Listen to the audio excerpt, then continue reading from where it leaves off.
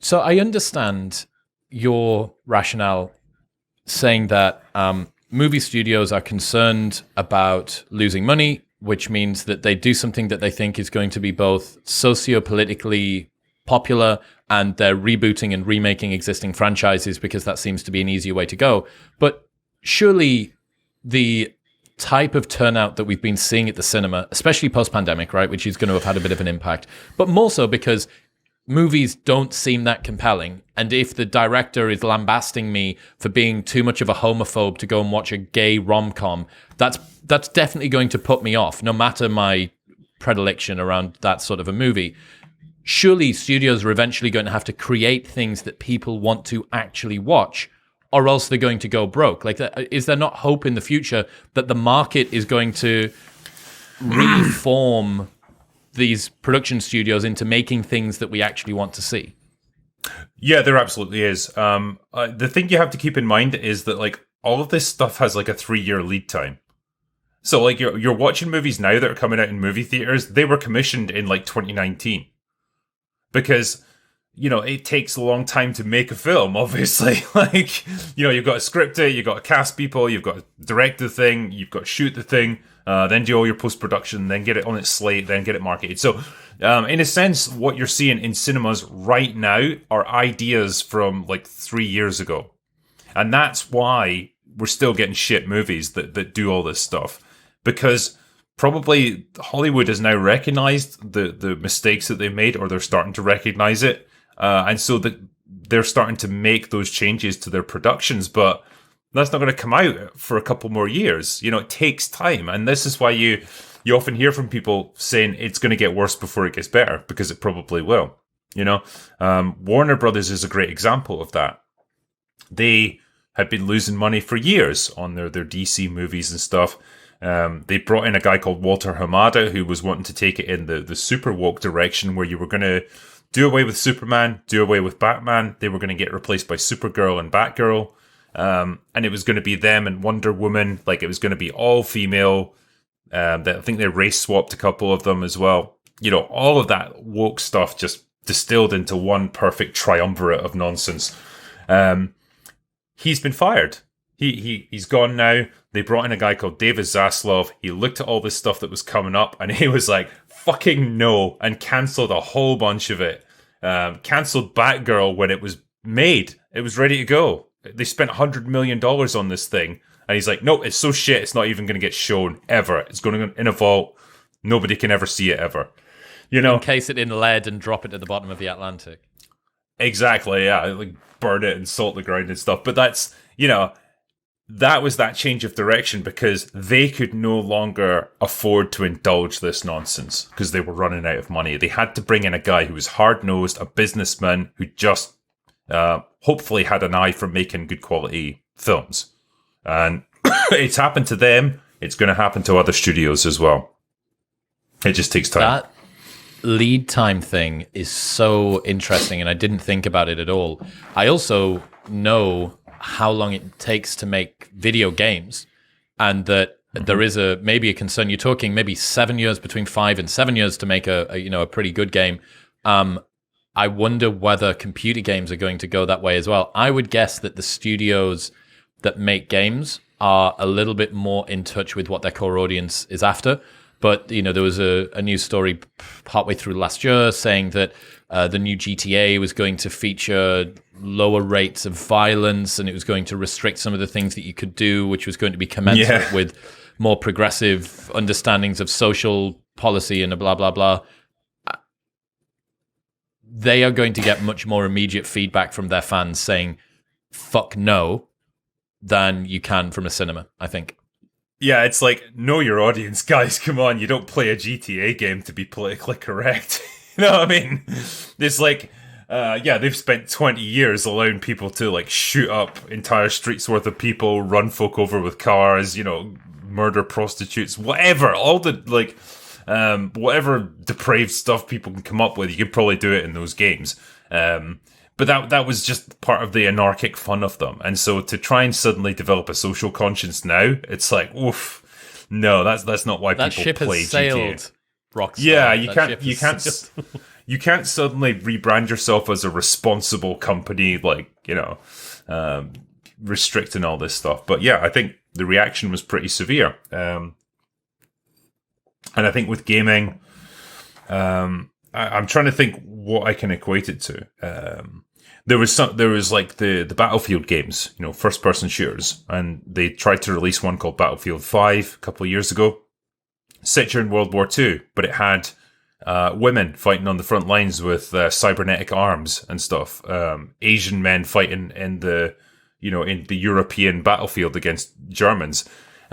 Just ridiculous. But it's like they put that in the trailer, they showed that stuff, and the reaction was apocalyptic. Like, fans absolutely lambasted the game as ridiculous, and it sold terribly as a result. So that these things can happen. The backlash works in some cases.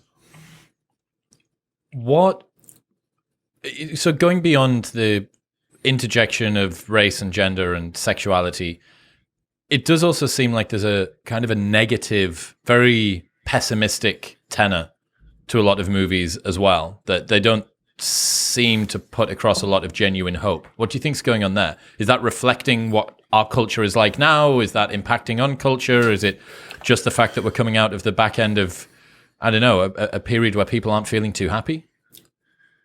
I think so. I think it ties into this idea of there's fewer just like heroic heroes, I suppose, and there's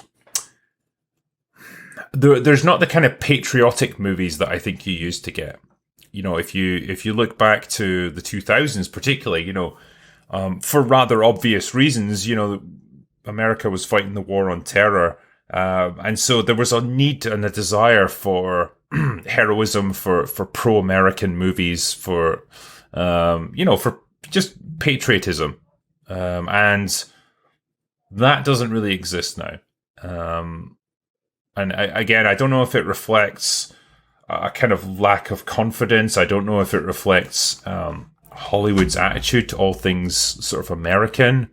I don't know if there's weird associations there where it's like they feel like it's dangerous to be too, pro your own country. I'm not sure what the idea behind it is, but yeah, I get what you're saying in that there just doesn't seem to be that optimistic view of like the whole the whole idea of Western culture, I suppose, in movies. But they'll repurpose Fast and Furious 9 and Dumbledore Secrets of Albus or whatever it's called to make it appropriate for a Chinese audience. Yeah, it's interesting that, isn't it? When money's involved. Yeah, man. I mean, we've seen it in ridiculous ways. Like they tried to market Black Panther to the Chinese, who aren't very keen on the subject matter, and so they took Chadwick Boseman's face from the poster and put the Black Panther mask on him, so you couldn't see what was underneath.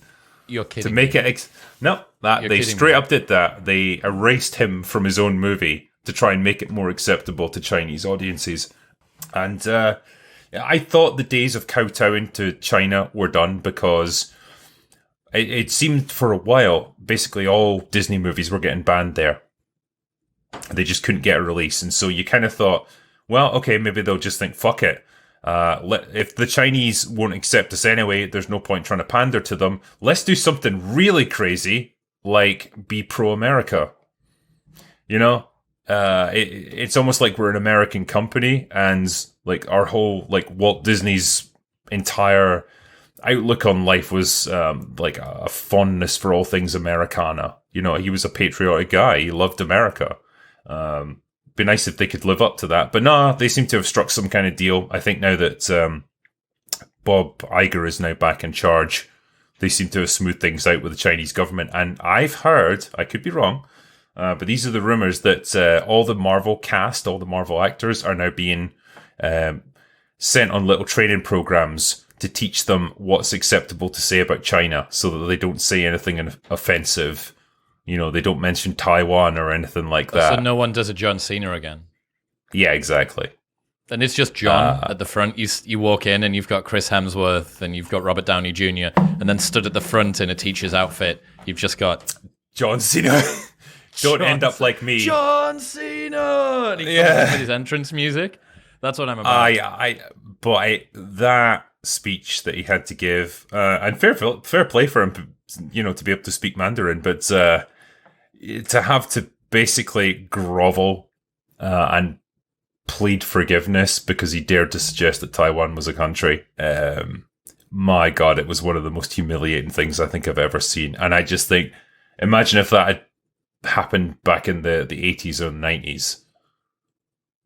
You know what I mean? Like, that would never have happened. But now this is the world that we live in. So, yeah, I mean, fine. so it's hilarious, and I've spoken about it a ton, and it is embarrassing and cringeworthy and evidently just straight up capitalism in its worst form. However, if there was the risk of the entire studio that you were with and all of your cast members and all of the people that you'd worked with and every single person basically having 50% or 30% or something of their revenue hanging on whether or not you're prepared to say something in Mandarin for 90 seconds, the pressure is absolutely astronomical. I still think it's a super cringeworthy thing to do, but the situation in which you wake up that morning and get the message from your manager or the studio saying, "Hiya, mate, you shouldn't have said that about Taiwan. We need you to fix this." There is a lot of pressure.